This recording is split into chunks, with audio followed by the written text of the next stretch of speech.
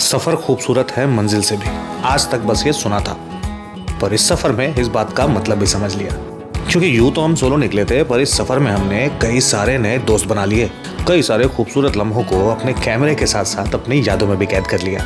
हाँ, पर सिर्फ खूबसूरत यादों और अच्छे लम्हों से सफर पूरा हो जाता तो क्या ही बात थी। तो जाहिर सी बात है कुछ तो कांड भी हुए, जैसे कि हमारी जिंदगी और इस सफर का पहला इलेक्ट्रिक बस छूट ही गया था समझो।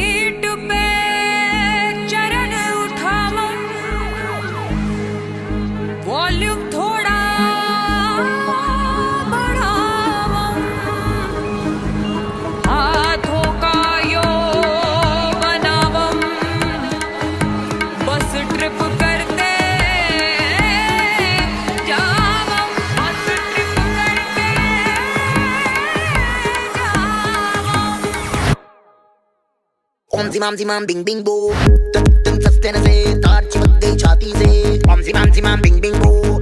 अब देखिए भैया जी, गाने पे वाइब हो गया हो तो कहानी में जरा आगे बढ़ना था, क्योंकि आज हमको बनारस से दिल्ली निकलना था। अब सोचे कि वंदे भारत में टिकट मिल रहा है और इतना हाइप ट्रेन है तो वही पकड़ लेते हैं। तो इनके नॉर्मल इकोनॉमी क्लास का चेयर कार्स है, इसमें थोड़ा सा सीट जो है रिजिड है, हिलता विलता है नहीं। बट एग्जीक्यूटिव वाला खाली नहीं थे जब टिकट बुक कर रहे थे, मेरे को पता था उसका ही सीट्स मूवेबल है, जिसके लिए एक इसका जो एडवर्टाइज़ किया गया है मूवेबल सीट्स और वो सब, वो एग्जीक्यूटिव क्लास का ही है।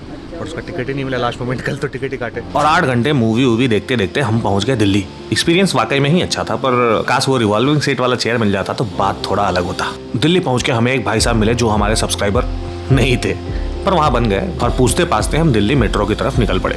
अब देखिए भैया, एक टाइम पे तो मुंबई लोकल में भी घूमने का महारत हासिल था, पर अब नहीं होता। पर चूंकि इस बार दिन का समय था, लगेज कम था, तो हमने कहा कि सालों बाद आज दिल्ली मेट्रो ट्राई कर लेते हैं। और मजा तो तब आया जब देखा टिकट विकट व्हाट्सएप पे ही मिल जाता है भाई, मतलब नो टोकन का झंझट, और ऊपर से मेट्रो में मिल गया बैठने का जगह, मजे ही मजे। थोड़ी दूर सफर करने के बाद हम पहुंच गए दिल्ली के सबसे लग्जरियस इलाके मालवीय नगर में, और शाम दिल्ली में बिताने के बाद अगले दिन शाम में हमारी बस थी। बस कहाँ की थी? ये टिकट हमने काटा रात में, देहरादून इसलिए कि हमने कहा कि देहरादून के आसपास और भी जगह है घूमने के लिए, पर चूंकि बस थी शाम में हमारी, तो हमने कहा कि चलो भैया दिन में एक पॉडकास्ट कर लेते हैं। काफी दिन से इनविटेशन आया हुआ था और सोशियोपुल वालों ने हमें एक पॉडकास्ट पे बुलाया हुआ था। तो यहाँ पे आए थे पॉडकास्ट शुरू में, तो अभी थोड़ा सा समय है, तो साथ में लंच टाइम हो गया। सर ने बोला कि आशीष सर ने कि भाई छोले भटूरे खाओ। आप किसके छोले भटूरे थे? सीताराम के छोले भटूरे खाओ। सीताराम भाई आपका प्रमोशन, आप तो ऐसे ही फेमस हो, आपको जरूरत नहीं होगी शायद, बट छोले भटूरे सामने लग चुके हैं तो खा ही लेते हैं। पहली बार का हमारा इस तरह का पॉडकास्ट का एक्सपीरियंस था, जो कि हमने जितना सोचा था उससे तो वाकई में काफी अच्छा निकला। पॉडकास्ट से निकले तो समय बड़ा कम था बस में, तो हमने फटाफट जो है रैपिडो बुक कर लिया। धोखा तो तब हो गया जब बस का मैप लोकेशन कुछ और आया था और बस का पिकअप लोकेशन में एड्रेस कुछ और। थैंक्स टू ऑटो वाले भाई साहब, इन्होंने कहा भैया भगा के आपको 5 मिनट में बस पकड़वा देंगे, और बस पकड़वा भी दिया। बाकी बस अंदर से तो ठीक ही था। तो भैया जी पहुंच तो गए, थोड़ा सा बस लेट था, और बाकी बस स्टैंड के पास काफ़ी चीज़ें खुली थी। और अभी हम आ गए होटल पे, और बस स्टैंड के बिल्कुल वॉकिंग डिस्टेंस पे होटल लिया था, बिल्कुल वॉकिंग डिस्टेंस पे लिया था बस स्टैंड से। ये रात को भाई कहाँ ही भटकते, सुबह ढूंढ लेंगे, बाइक रेंट कर लेंगे, घूम लेंगे। तो बिल्कुल वॉक करते हुए 5 मिनट में हम आ गए। अब रूम में घुसते हैं। रूम कौन सा है? 305। तो भाई साहब ये है हमारा रूम आज के लिए, और आई थिंक एक रात बिताने के लिए तो काफ़ी हद तक ठीक है, काम बन जाएगा अपना।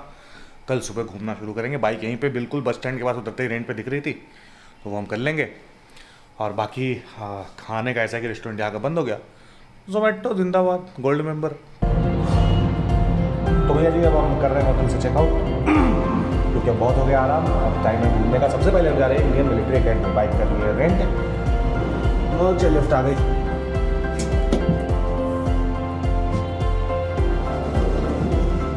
सुबह सुबह हमारा पहला काम था कि भैया जी एक बाइक ले लो रेंट पे। तो सुबह सुबह आ गए तो सोचे कि बाइक पहले ले ही लेते हैं, उसके बाद चेकआउट करके जो है जहाँ तहाँ घूमा जाएगा। बुलेट पसंद आया है, बुलेट ले रहे हैं। स्कूटी में मज़ा आएगा नहीं, तो पहाड़ी रास्ता, ऊपर से स्कूटी लेके कौन घूमे। और अंकल जो है बोल रहे हैं कि तुम अनुराग कश्यप जैसा ही बात करते हो बिल्कुल, तो बड़ा अच्छा लगा अंकल से मिलके। क्या नाम है आपकी दुकान का? टॉप हिल बाइक रेंटल।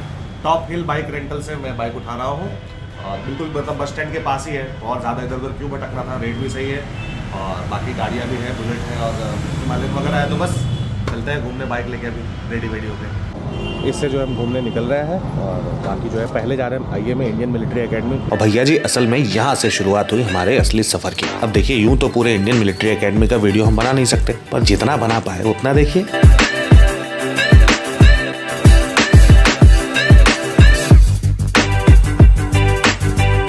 और ये इंडोर का इंडोर है, अभी आउटडोर और देखना बाकी है, तो ज़बरदस्त। ये वेट ट्रेनिंग के लिए है।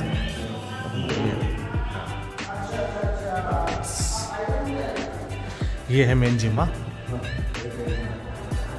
भाई साहब, अच्छा है, काफ़ी स्पेसियस है, काफ़ी चीज़ें हैं।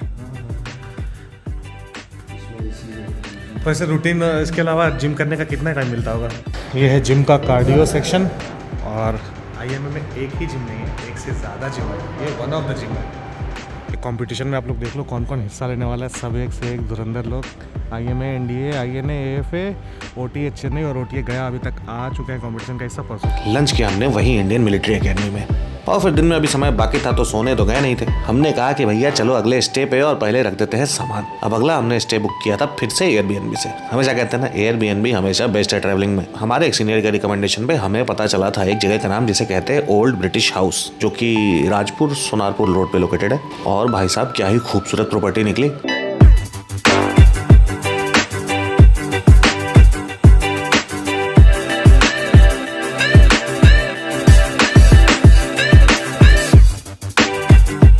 ये जो आपको दिख रहा है ये है हमारा आज का प्रॉपर्टी, और ओल्ड ब्रिटिश हाउस बोलते हैं। काफ़ी मतलब ओल्ड सा वाइब देने की कोशिश किया गया है, एंड अच्छा ही लग रहा है। मतलब थोड़ा अलग है, और यहाँ से चीज़ें थोड़ी पास है।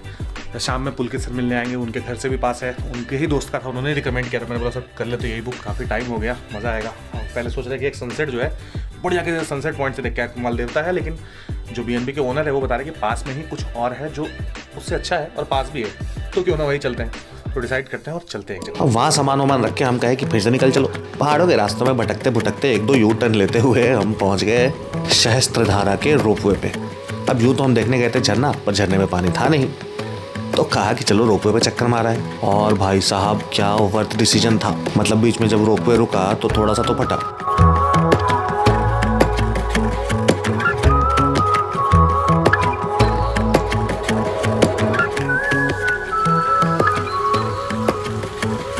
साहब जो व्यू मिलता है उसके लिए इतना तो बनता है, मतलब लिटरली बनता है। अब इतना खूबसूरत नज़ारा था तो हमने कहा बेसिकली भैया जी इन शॉर्ट जो है ऊपर आना एक अच्छा डिसीजन था। ऊपर मतलब रोपवे लेके जो ऊपर आने का डिसीजन था, सहस्त्रधारा रोपवे, वो बहुत अच्छा था। 6:30 में लास्ट है, मतलब आप आराम से सनसेट ख़त्म करके जो है वो नीचे जा सकते हो। तब तक जो है इस नज़ारे के साथ इस कॉफ़ी का मज़ा आएगा ना।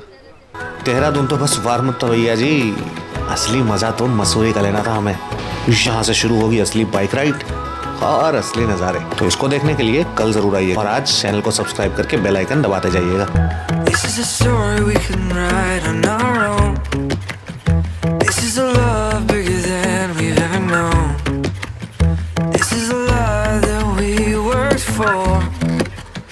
I love you, I love you. We're finding out what it means to be on our own.